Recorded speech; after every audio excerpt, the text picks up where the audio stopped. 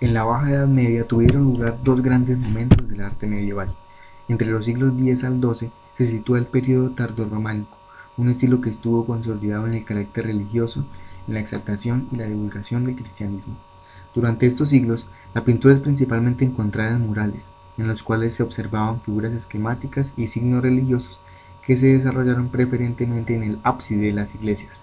Este simbolismo se configuraba como eje central de la imagen, dejando de lado la figura humana incipientemente plasmada para situar el misterio religioso entre los hombres. Además de la pintura mural, también se dio la pintura sobre tablas, al temple, generalmente en retablos para el altar y miniaturas. Estas últimas se utilizaban para recontar pasajes bíblicos o proezas de nobles y le permitían al grueso de los hombres que no podían leer o escribir conocer estos relatos. Como característica de la imagen, se puede observar el simbolismo que se encuentra en los orbes, la alusión a figuras cristianas, la cruz, las brasas del infierno, los cuernos de un semihombre que representa al demonio, hombres alados cuyas cabezas afeitadas se asemejan a las de un franciscano, entre otros. Otro aspecto importante es la oclusión de las figuras corpóreas, como la minimización de los pechos femeninos, el cómo se cubren los sexos, los ojos perfectamente ovalados e inexpresivos, con una mirada siempre fija y distante que se puede percibir como de hombres que existen pero no están, los brazos, manos, piernas y pies alargados que ocupan un espacio superior al que ocupa un torso corto que, si desnudo, se deforma como una bota. En cuanto al espacio, las pinturas tardorrománicas y las de la primera etapa gótica se construyen desde espacios bidimensionales.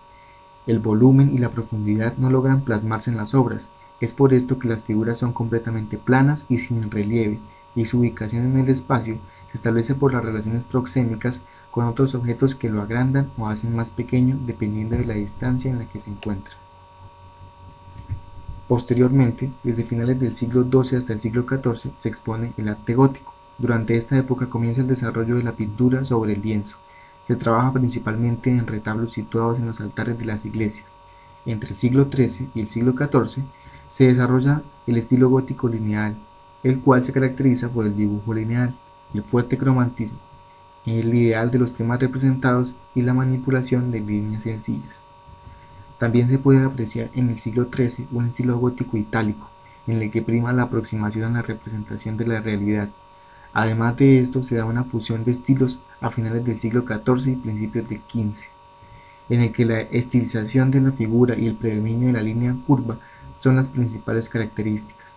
El estilo gótico deja un poco de lado los murales y se concentra principalmente en el desarrollo de vitrales y miniaturas, en el que prima el esfuerzo por mostrar aquellos hechos que son dignos de contar. De igual manera, aumenta la utilización de dibujos en los libros, en los que lo más importante son los detalles que se encuentran alrededor de la figura principal. En cuanto a la arquitectura, las causas generales de este estilo no solo han de buscarse en la necesidad de iglesias más amplias debido al crecimiento de las ciudades y el número de sus pobladores, ni en el natural desarrollo de las técnicas de la arquitectura románica, sino en la necesidad de plasmar el concepto teológico de la luz imperante en la época.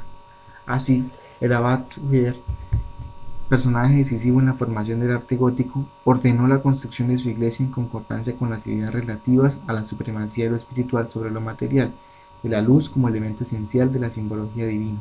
En consecuencia, a los arquitectos góticos les correspondió formalizar la idea de la ciudad celestial o Nueva Jerusalén, contenida en el Apocalipsis de San Juan. Esta cosmovisión se manifestó en la construcción de catedrales elevadas, con grandes ventanales y llenas de luz. Así, la silueta de una catedral gótica refleja el concepto de la iglesia triunfante, de la Nueva Jerusalén, en donde se integra lo material con la luz divina, vista esta como un elemento arquitectónico más. Las nuevas catedrales proporcionaban a los creyentes un reflejo del otro mundo. Habían oído hablar en himnos y sermones de la Jerusalén celestial, con sus puertas de perlas, sus joyas inapreciables, sus calles de oro puro y vidrio transparente. Ahora esa visión descendió del cielo a la tierra. Las paredes de estos edificios no eran frías y cerradas, se hallaban formadas de vidrios coloreadas que brillaban como una piedra preciosa. Los pilares, nervios y tracerías se realzaban en oro. El fiel que se entregase a la contemplación de toda esa hermosura sentía que casi había llegado a comprender los misterios de un reino más allá del alcance de la materia. En conclusión, la catedral gótica no solo refleja la vitalidad de las ciudades, la riqueza y prestigio de sus obispos, sino también y muy especialmente la fe de aquella época. En verdad, el ideal de los arquitectos góticos fue expresar en piedra y vidrio la concepción mística de la iglesia triunfante, para que todos los creyentes en espera de la Nueva Jerusalén, una ciudad de una belleza inimaginable, como corresponde al hogar de Dios, construida con oro, perlas y piedras preciosas, morada de ángeles y almas justas, pudieran aquí en la tierra disfrutar de una visión semejante. Un elemento descollante del arte gótico son los vitrales, dibujos hechos con innumerables trozos de vidrio que forman una especie de rompecabezas ensamblado en un armazón de plomo llamado emplomado. Los colores empleados fueron muy variados, además utilizaron vidrios de diferente grosor para incrementar la gama cromática. Por último, se complementaban los detalles a punta de pincel. El aspecto que posibilita el desarrollo del vitral es la progresiva sustitución de los muros por ventanales, los cuales permitían el paso de una luz polícroma y matizada, con un gran efecto místico. Este fue el arte preferido de Europa, con excepción de Italia, la cual continuaba decorando los muros de las catedrales con murales.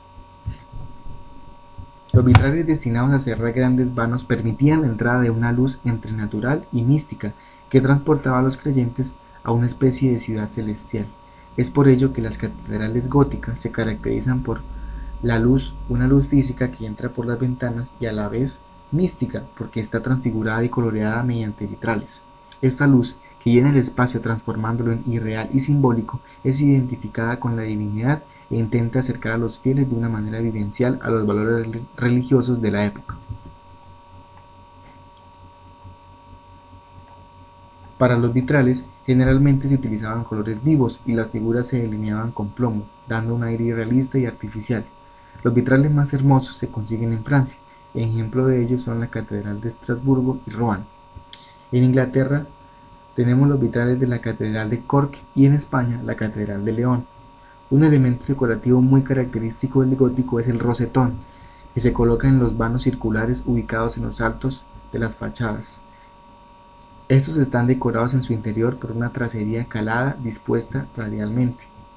Ventanas y rosetones suelen cerrarse con magníficas vidrieras policromadas que toman el lugar de la pintura monumental de la época románica, la cual tiende a desaparecer por la falta de muros en las edificaciones góticas. Al igual que la pintura y la escultura románica, los vitrales góticos cumplían una función didáctica y se desempeñaban como verdaderas Biblias visuales que llevaban el mensaje de Dios a todas las personas. Las imágenes de las vidrieras son principalmente para que las personas humildes que no pueden leer la palabra de Dios, para mostrarles en lo que deben creer.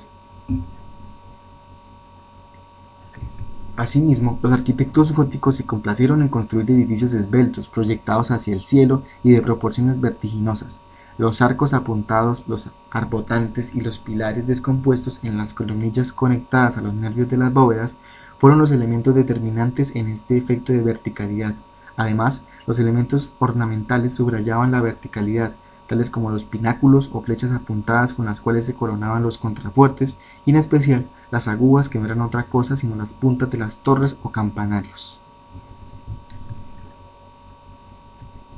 Finalmente, el arte gótico cede su espacio al arte del Renacimiento, en cuya emergencia cabe destacar la figura del Bosco, pintor de mentalidad grave y complicada que se sintió capaz de evocar en su pintura, en todo su insidioso carácter, las fuerzas del mal, y no se privó de representarlas incluso en su propia morada, el infierno, valiéndose para ello de toda la caterva de seres malignos imaginarios que en sus figuraciones plásticas había creado el arte de la Edad Media. Entre 1475 y 1480, el Bosco da cuenta de una aguda crítica en La extracción de la piedra de la locura, obra que hace parte de su primera etapa de producción artística. En esta obra aparece un falso doctor que extrae la piedra de la cabeza de otro individuo, aunque en realidad la crítica es completa, ya que lo que extrae la cabeza del hombre no es una piedra, sino un tulipán, flor que era considerada la flor de los tontos. Varios detalles completan el cuadro humorístico: el embudo sobre la cabeza del curandero, el libro sobre la cabeza de la monja y la inscripción que dice: Maestro, corta la piedra, mi nombre es Lubert Das, siendo Lubert el nombre que se da a los tontos en Holanda. La relevancia de la obra del Bosco es la manera grotesca de representar que derivará en la pintura psicológica, cuyo auge se sitúa en el siglo XX con la corriente surrealista, especialmente Salvador Dalí, que la tomó como inspiración. El simbolismo aparece en todas sus representaciones maduras, llamando al espectador a mirar más allá de las imágenes y buscar el trasfondo. Su técnica era maestra, siendo un gran dibujante, así como maestro era el uso que hacía de color, con gran gusto por los tonos pastel. Fue gran pintor de paisajes con los que estudia el espacio, gran retratista de retrato psicológico y maestro en la composición. Gusta asimismo de representar lo monstruoso, teniendo gran imaginación a la hora de realizar figuras simbióticas entre hombre y animal, siempre al servicio de un mensaje moralista.